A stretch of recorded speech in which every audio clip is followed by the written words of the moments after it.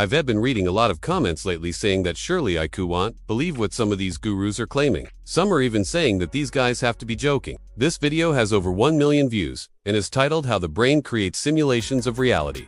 Let's watch it together. And I really understand where they're coming from, because when I first came across these ideas, I had the same reaction. But I'm not here to convince you that any of this is real. What I am here to do is show you what SBN claims so you can make your own mind up. If we're looking for unchanged images, the brain will simulate that instead. Now, it might seem like a small distinction, but it's actually a very important one. To understand why, let's take an example that we all know very well. When you walk, you don't need to consciously think about each step that you take. Your brain takes care of that for you. But if we look at this from a different perspective, then it starts to make a little bit more sense. If we use language that is too vague or too absolute, then we can easily misunderstand what's going on. For example, when we say that the brain is creating a simulation of reality, we have to be clear about what we mean by simulation. The brain is not creating a computer simulation, it is creating a model of reality that allows us to understand the world around us and interact with it in a meaningful way. There are things that are beyond our current understanding, and that's okay. It's normal. It's to be expected. What the brain is doing here is not really so different from what it does when we walk. It's just pretending that it's doing something else. And leave a comment below with your thoughts on the video. I love reading your comments and responding to them. And if you want to learn more about the brain, then check out the playlist in the description. Thanks again for watching, and I'll see you next time. It's made up of neurons and synapses that are constantly changing and adapting. There's nothing magical about it, but it's not beyond the laws of physics. It follows the same rules that everything else does. It's just that we haven't discovered all the rules yet. It's not some kind of mystical entity that's separate from the rest of our body. It's just a part of us that happens to be really good at solving certain problems. But even if it's not real, it doesn't matter. The important thing is that we're asking the right questions. We're pushing the boundaries of our knowledge, and that's what science is all about. You just decide where you want to go, and your brain takes all the steps necessary to get you there. So let's get started with one of the more popular videos on this topic. If they are not thinking about it, then there are different areas of the brain that light up.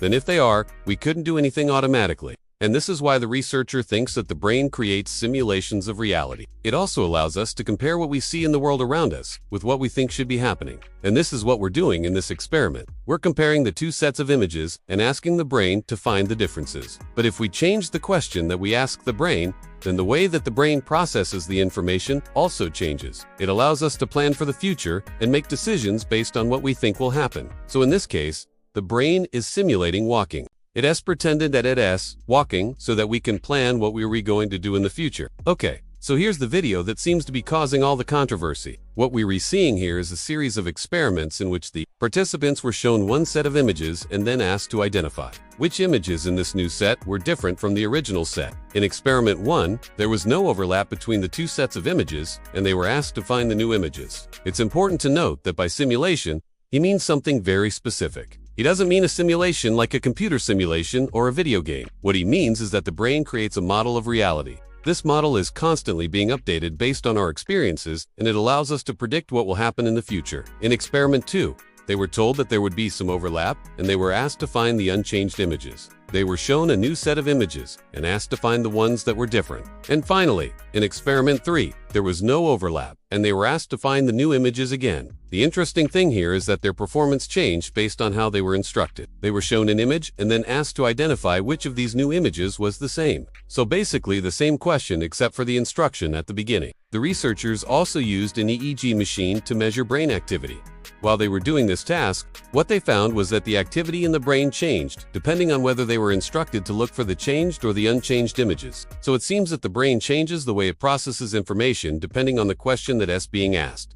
So what does this mean? Well, the researcher says that this suggests that the brain simulates reality in order to answer these kinds of questions. So if we're looking for changed images, the brain will simulate looking for changed images. In fact, if we look at the brain activity of someone who is walking, we can see that there are different areas that are active depending on whether they are consciously thinking about what they are doing or not. If we didn't have this ability to simulate, then we would have to consciously think about every single action that we take. But there's another reason why this is important, and this is why I think people have such a strong reaction to this video. It seems like magic. How can the brain do this? And this is what I mean when I say that we have to be careful about how we talk about the brain. It's important to remember that the brain is just a physical object. And yes, the brain is amazing. It can do things that we never thought possible. Now, this is just my opinion, but I think that this research is a reminder that we should be humble in the face of science. We can't understand everything. When I first heard about this research, I was skeptical, but after reading more about it, I'm now convinced that it's real. Thank you for watching.